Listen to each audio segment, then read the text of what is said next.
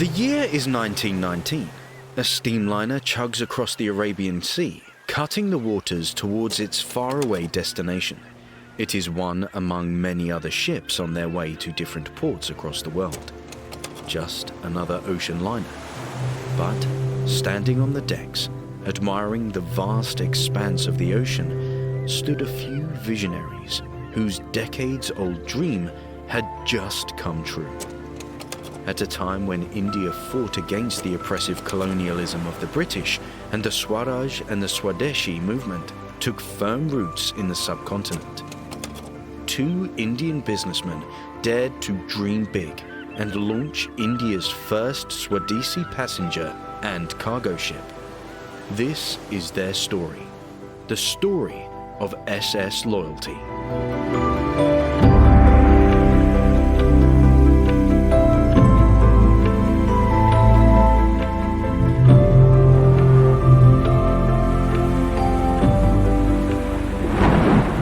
Humanity's greatest conquest is of the sea. For over 1,000 years, man has braved the rough waters of oceans exploring this earth, forging new trade routes and finding new lands. India has had a storied history of maritime trade, from the trade routes of Indus Valley civilization to Mesopotamia, the navies of the Mauryan and the Ashokan Empire, to the navies of the Marathas and the trade ships of Mughal Emperor Akbar, the Cholan dynasty and Kushan Empire. India was a pioneer in international shipping in ancient times. In the 1600s, the arrival of the British colonists and the aggressive expansion of the British Empire shifted the centers of power to the British East India Company.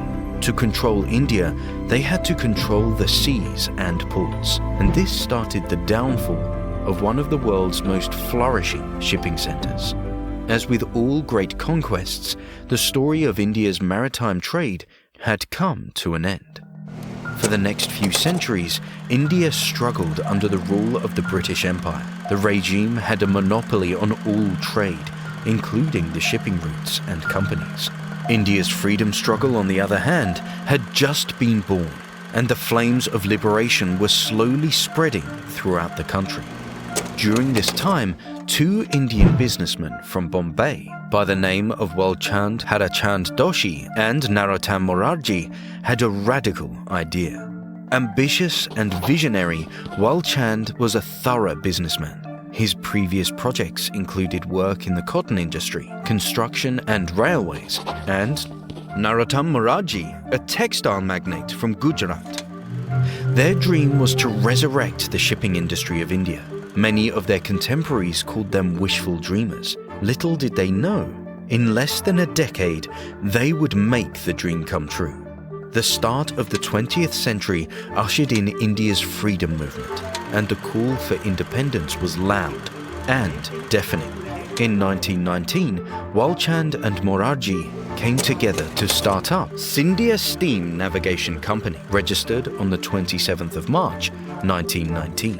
Their hope was that post-World War I, there would be great resurgence in shipping, and India could once again be a pioneer in maritime trade. But first, they needed a ship. In 1891, a beautiful ocean liner sailed out of Vancouver called the RMS Empress of India, manufactured by the Naval Construction and Armament Company in England for Canadian Pacific steamships. She was one of 3 ships that would transverse the Trans-Pacific route between Canada and the Far East. The 5,934-ton vessel had a length of 455.6 feet, and her beam was 51.2 feet. The graceful, white-painted, clipper-bowed ship had 2 buff-colored funnels, 3 lightweight schooner-type masts, and an average speed of 16 knots. The Empress of India had smooth runs throughout its 30-odd years as an ocean liner. Guests resided in 3 classes, with dinner parties and music shows for the first class. She was a beautiful ship, traveled peacefully in the cold Pacific waters.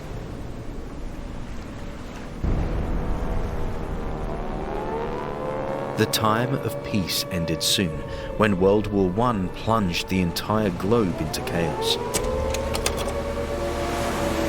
as armies fought against each other all over Europe, shipping of ammunition and relief material had grown. So had the need for moving hospitals. In 1914, the Empress of India was sold to the Maharaja of Gwalior, who renamed it to SS Loyalty, and she was then converted into a hospital ship for injured Indian troops who fought in the First Great War. The war lasted for another 4 years, with millions dead and even more wounded. The war had taken a brutal toll on the world. In 1919, as the Swadeshi movement by M.K. Gandhi gripped the nation and India boycotted foreign goods, Narottam and Walchand took it up as an opportunity to build on their idea. They bought SS Loyalty from the Maharaja of Gwalior in March of 1919 for a sum of rupees 25 lakhs and spent rupees 10 lakhs to convert it into a passenger ship. A Swadeshi ship at last. Facing stiff opposition, a disapproving British government, and in a true display of Indian resilience and determination, Morarji and Hirachand vowed to make the journey from Bombay to London on the 5th of April 1919. The SS Loyalty was set to sail with 250 passengers and 1,952 tons of cargo. People from across the nation gathered at the historic Bombay port to see India's first Swadeshi ship set sail from the Alexandria Dock, now known as Indira Dock. Crowds cheered as the passengers got on the ship and cargo was loaded. A magnificent sight. Unforgettable, said Captain Kavasu Kurji about the ship. Passengers included the Maharaja of Kapurthala and the Maharaja of Kashmir. Great Indian freedom fighters like Mohandas Karamchand Gandhi sent in their wishes and even wrote about her in his Young India columns. As the ship moved out of the piers into the Arabian Sea, a new era of shipping in India had commenced. It reached Marseille on 23rd of April and finally London on the 14th of May. The British government, however, did not take kindly to such a momentous occasion in the freedom movement, and strict guidelines and sanctions were laid out to hurt the operations of the shipping company by denying it any cargo on its journey back to Bombay. It was detained for over 6 months in London.